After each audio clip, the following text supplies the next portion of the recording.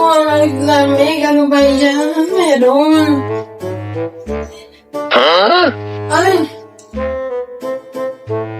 Ma, ano ba yan? Bukasan mo ba ng aircon? Gawin ka sa kuryente namin! Ate, ano ba yung aga-aga naman? Isa ka pa! Ano ka ba mga words mo?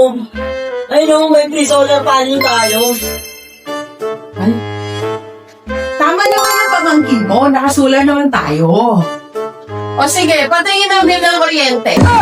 Okay, ate. Tignan mo.